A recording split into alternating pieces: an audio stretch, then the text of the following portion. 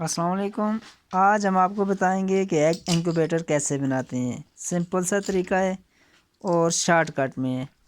सबसे पहले आपने एक बल्ब लेना है जो तकरीबन 60 या 100 वाट का हो, और एक वायर लेनी है, तार बिजली की लेनी है, जिस, जि, और एक कंटेनर लेना है, बॉक्स।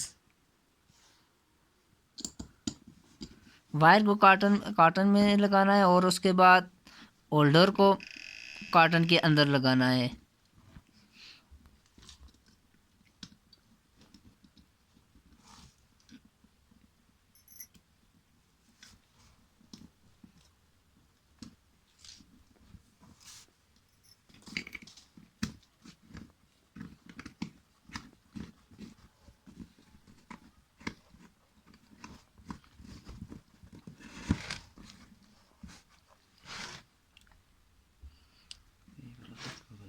फिर होल्डर में बल्ब लगा देना है।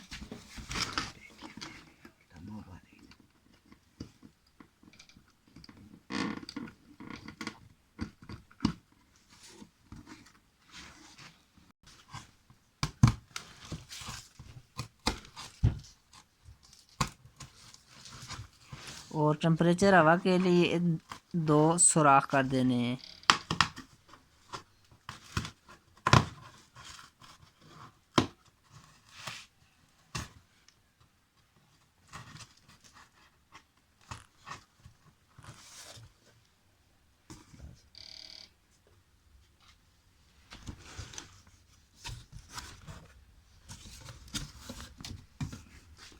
और इसको ऊपर से बंद कर देना है।